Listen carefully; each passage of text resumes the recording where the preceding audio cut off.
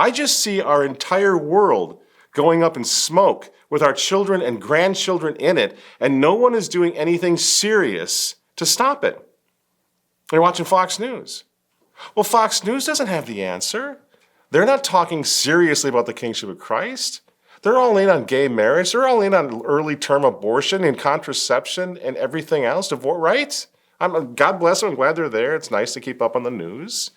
But they don't have the answers. I've always said about Fox News, their job, not to be too critical, but their job, it seems to me, is rather than fixing anything, it's just to chronicle. The plane's going down, the ship is sinking, and their job is to chronicle it. Okay? Yeah, it's going to hit the ground, impact in about, a year and a half. Right? That's what's going on there. So we as Catholics, that's what I said last time, we're called to something entirely different. Our war is entirely different. Our effort to inform ourselves is entirely different because it's all done with a Christocentric vision or theology or philosophy.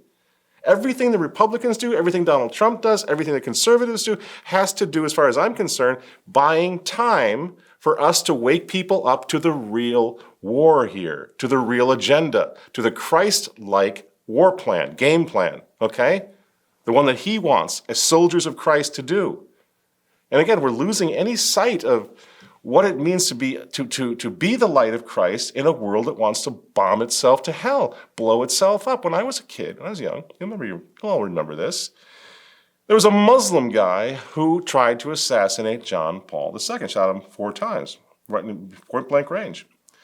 Now, I'm going to play a little clip because the Pope's Christ-like reaction to that assassination attempt shocked and awed the entire world. Because you know why? It was Christ-like. During a procession in St. Peter's Square, Mehmet Ali Agca, armed with a gun, approached the Pope and fired 4 shots at close range. 2 years later, Pope John Paul II decided to visit Agca in prison. The Pope gave Agca a small gift, a rosary made of silver and mother of pearl. During his time in prison, Agca underwent a transformation. He converted to Christianity. In a surprising turn of events, he visited the tomb of Pope John Paul II in 2014 and placed flowers on it.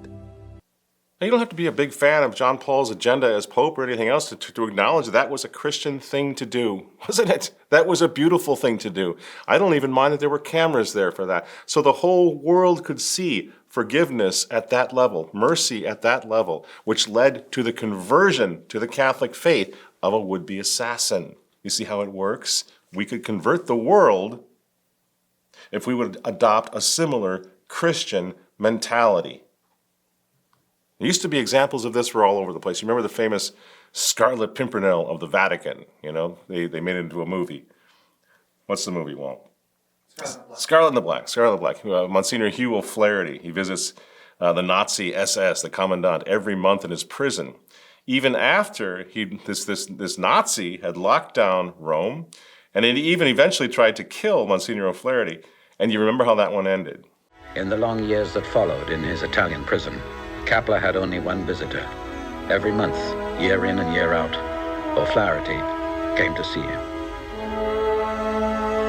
In 1959, the former head of the dreaded Gestapo in Rome was baptized into the Catholic faith at the hand of the Irish priest. Now, did you feel that? You almost get goosebumps at something so profoundly, beautifully Christ-like. This is what they're trying to destroy in the world today. When I say don't become that, this is what they're trying to do, transform us into them. They are the haters, not us. And these men, whether it's Karol Wojtyła or Monsignor O'Flaherty, Father Maximum Kolbe, they had grown up in a pre-conciliar church, in a pre-sex revolution world, where following Christ still meant something, friends. I want to talk about that tonight. We have to make it so that it still means something to us, too. We're not an eye for an eye. We're not revenge, right? Our thing is not to wipe out the world of people who don't like us, even people who want to hurt us, right? Our mission is to change the world, to lovingly lead the world as best we possibly can into the light of Christ. Does that seem silly to you? Because that's the mission. That's what we're doing here. And we've lost track of all that. Lots of it because of the people on TV. who are scaring us to death and then telling us you need to hate and fight and blow people up so that they won't get you. Right? So when I went to the Holy Land a long time ago, and I was taken around. Our group was escorted around. The guide was a Palestinian Christian. He's a beautiful guy, and there were still many Palestinian Christians in the Holy Land when I went. This was like, I don't know, late 80s. That's all changed. They're all gone. Half of them are dead. The rest are running for their lives. And I just wonder when it became okay to hate Palestinians. And I would ask the same questions for people who are anti-Semitic. When did it become okay to hate Jews? When did it become okay to hate Muslims? When did it become okay to hate anybody who's not part of our tribe? Because that's what this is, isn't it? This is tribalism. That's what they're counting us. Lord of the Flies, baby, right? Survival of the fittest. Defend your tribe. Kill the other tribes. The antithesis of Christianity. And right now, friends, I'm talking about this just for a moment. Probably be misunderstood because everybody's heated up right now and the war drums are up banging right now. War fever everywhere again. Everybody's afraid again. A couple weeks ago I said it was going to be months out. They're going to be calling us an anti-Semite for not supporting the war. I was wrong. Turns out it was just days because World War III is starting right now.